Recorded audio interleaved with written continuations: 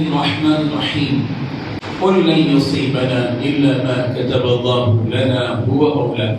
رسول رحمت صلی اللہ علیہ وسلم نے جب دین کی دعوت دی، مکے کے مشرکین مخالف ہوئے، ستایا گیا، سازشیں کی گئی، تکلیفیں دی گئی، آپ علیہ السلام نصیب وضعیتیں برداشت کرنی پڑی۔ اللہ تبارک و تعالیٰ نے پیارے پیغمبر صلی اللہ علیہ وسلم سے کہا کہ پیغمبر آپ ان سے کہہ دیجیے لن یصیبنا الا ما کتب اللہ لنا۔ اے مشرکو سن لو اس بات کو کہ ہم کو کوئی بھی مصیبت نہیں پہنچ سکتی مگر وہی جو اللہ نے ہمارے مقدر میں لکھ دی۔ چلو جو چاہے تم کو کرنا ہے کر لو، تمہاری اپنی طاقتوں کو چھوڑ دو، کوئی بات نہیں ہے۔ ہمارا پروردگار ہمارے کاموں کو بنانے والا ہے، وہ مولانا، وہ ہمارا کارساز ہے، ہمارا آقا ہے، ہمارا مددگار ہے۔ ہم اسی پر بھروسہ کرتے ہیں اور ایمان والوں کو اسی پر بھروسہ کرنا چاہیے۔ ہندوستان کے مسلمانوں کو بھی اسی تاریخ کو یاد رکھنا ہے۔ اس ملک میں بھی آج سازشیں کی جا رہی ہیں اور ہم سب کی طاقتوں کو توڑنے کی کوششیں کی جا رہی ہیں، دھمکیاں دی جا رہی ہیں۔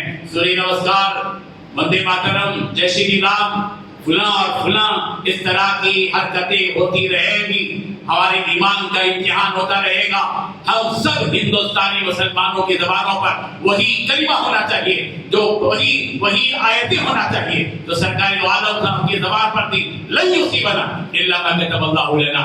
ہم کو کوئی مصیبت نہیں پہنچے گی مگر وہی جو اللہ نے ہمارے مقدر میں لکھ دی ہے، اور اگر ہمارے مقدر میں یہی تکلیفیں ہیں تو ہمارے لیے مبارکباد ہے کہ اس کے بدلے میں ہم کو وہ جنت ملے گی جس جنت کو پروردگار نے تیار کر رکھا ہے۔ کیا وہ زمانہ یاد نہیں، وہ تاریخ مسلمانوں کے سامنے نہیں جب حضرت موسیٰ علیہ السلام کی تاریخ میں فرعون کی مخالفت میں بادشاہت کے خلاف جب جادوگروں نے کہا ہم موسیٰ کے رب پر ایمان لاتے ہیں، اور فرعون نے جب دھمکی دی تو کیا کہا؟ انما تکذیب بہذه الحیات الدنیا۔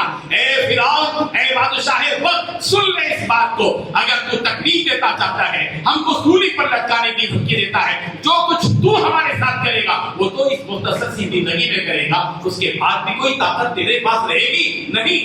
یہ ہے پیغام جادوگروں کی طرف سے ہم مسلمانوں کے لیے کہ ہم بھی جادوگروں جیسا ایمان اپنے دل میں پیدا کریں گے۔